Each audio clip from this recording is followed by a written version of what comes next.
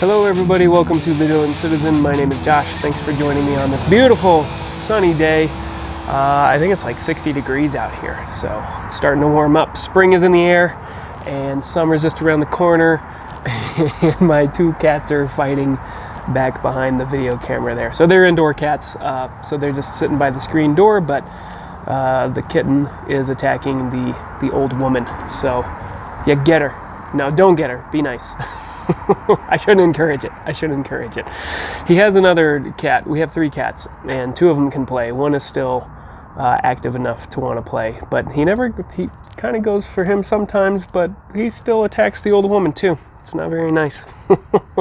Anyway, thanks for joining me. I've been thinking about this topic for a little bit now, and I'm not sure I have it fully fleshed out, so please bear with me if I have to work through some of it, and because, as I said, I'm still thinking it through.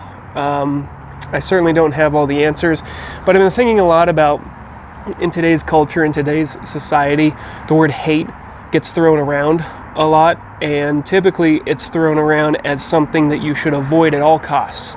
If you are a hateful person, or you hate something, or you use the word hate, you need to rethink your life, and you are sinful, basically. It's part of the new religion, and being racist or hateful, it's usually tied in with those 2 things, right? But I'm talking about hate and hatefulness just in general. And so maybe I do need to separate that out a little bit. I'm talking about just general hate or hatred of something, somebody, whatever, some idea.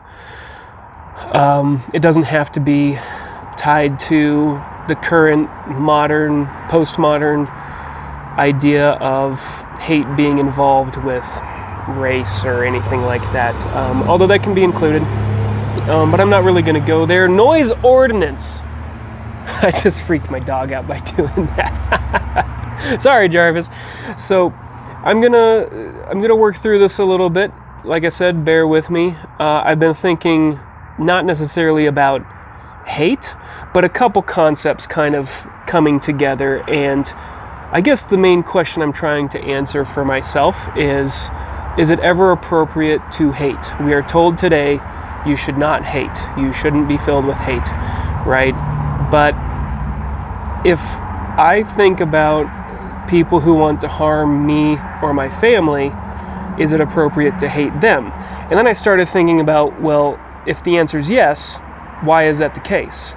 And it led me down this path whose conclusion is that if you love something, the only way to truly love it is to hate things that would take it away from you or harm them or change your current way of living in a negative way that's like a full-out assault on the things that you love, right? If you love something, if you love the way that you live, if you love your culture, if you love, your wife, your kids, your dogs, even to some extent, I suppose, some possessions like your car, because that's reliable transportation and that's important to your way of life. I'm not talking about materialistic things here. I'm talking about genuine love for the people around you who make your life better and who you have dedicated your responsibilities to in some sense. And so if you have a responsibility to them and that falls in line with love and what you're sort of put on this planet to do, which is assume as much responsibility as you can and make things better as to the best of your ability. And if something comes in to try to assault that, remove it, harm it, kill it, I think it is completely appropriate to hate that. There's this concept of being the most dangerous man in the room. And what that means is you should make sure that you are the most dangerous person that you know, or in your circle, or wherever you go, so that you can reasonably and rationally defend those that you love and protect those that you love, or get them to safety if something comes up, right? So that nobody can really come in and take an inch or grab a mile from you. They are met with solid and practical resistance when they come up against you. That's what it means to be the most dangerous man in the room. It doesn't mean you're supposed to, it's like the concept that you're taught in martial arts. You don't use this to go start fights. You use this to ensure that you can put distance between yourself and your assaulter, or your assailant, your assaulter, your assault and pepperer. You are to use it to put as much distance between yourself and them if possible, and if not possible, then it's so that you can take them out of the fight, so that you can, what's the word I'm looking for?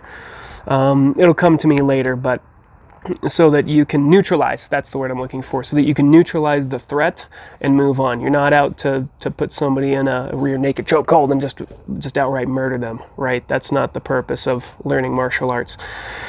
The purpose is to defend yourself by being the most dangerous man in the room.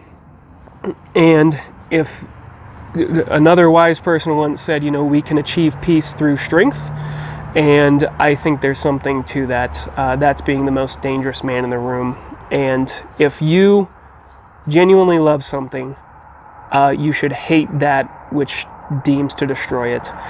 I think about these people who feel like they shouldn't know how to fight, they shouldn't know how to have some teeth, and they shouldn't know how to take somebody out if needed, whether verbally or physically or whatever. And then I start to question, do they really love anything? Do they love something? Or are they embracing the sort of moral relativism that genuinely gets people killed? Because if you say you love your house, but there's a riot going on and they're burning people's houses down, but it's for a cause that you may or may not agree with, but the outcome is that it might burn your house down. If you don't do what is necessary to prevent that riot from coming in and destroying your house and potentially the people in it, do you really love them? Do you really love it? I think you need to ask yourself that. If you're not willing to do what is needed, or what is necessary, or what it takes to protect and defend them, and ensure that your responsibility to them is being met, do you really love them? My take is no. You should feel a burning hatred for anything that seeks to take that away from you or seeks to harm them, okay? You should hate. You should hate evil in this world, and you should hate the things that want to take innocence and destroy it and pervert it and move it to somewhere that it should never have gone in the first place. You should hate all of that. And there's plenty of that going around today. And the people who I'm talking about and the ideas that I'm talking about that you should probably be hating, they are so manipulative. They will come around and they will tell you that they will throw everything at you. They will throw every single word at you in the book. They'll call you all the names that they have used over the past 20, 30, 40, 50 years to try to get you to shut up and try to get you to back off. But you know what? Identify them and do not let them move an inch. Do not let them move forward. It's okay to hate them. If they repent and they turn around and they make things better and it's genuine, okay, fine. And maybe you shouldn't hate them. Maybe you should. Okay? That's where we can send that up to the philosophers to argue. Should you hate them or hate their behavior? Whatever it is, don't let them move forward. Hate it. Hate it with everything in your heart, because if you don't, you're more willing and more likely to let them advance upon you. Don't ever let them. Don't let them. So with that, that's my thoughts on it. I'm sure that this could be a 2-hour-long discussion, a 40-year-long discussion, and I've condensed it into, what are we at? About 9 minutes now, a little less because I was talking about my cats or whatever. So let me know what you think. Here's a question for you to specifically think about and answer. Let's see.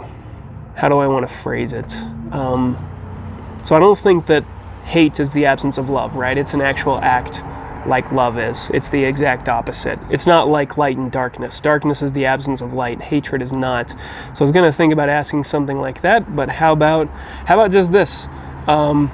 Is it appropriate to hate something which seeks to destroy you or your way of life? How about that?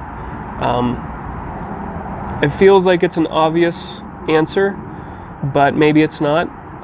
Let me know what you think, either by sending me an email or shooting a comment down below. And yeah, I guess, am I wrong here? Is it inappropriate? Should you never hate? Is that just something that that burns inside of you and causes you to burn yourself up, and now you become a shell of a person because you're spending all of your time. And that's not what I'm saying. I'm not saying you should be spending all of your time, but maybe there's a danger to that, and maybe there's an argument that can be made for that you shouldn't.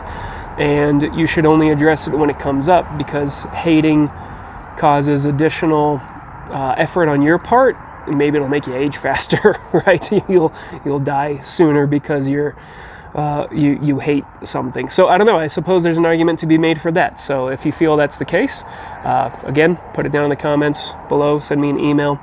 Do you feel it is ever appropriate to hate, especially in the case of something that wants to destroy you or your way of life? That's the question for you. So, okay, looking forward to what you have to say about it. Thanks again, as always, for your time. If you haven't checked me out on Rumble, go do so. It's the same videos with a couple extra ones.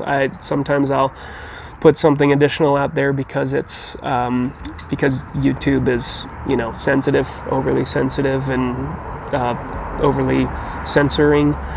Also check out my gaming channel. I'll make sure to have a link to it below. Mostly just video games, but I'm working on building some stuff up so I can do some more board games with more people. I think that's a lot of fun, having some more people and seeing the interaction there and things. So, all right, well, that's all I have for you today. Thanks as always for listening, and I'll see you next time.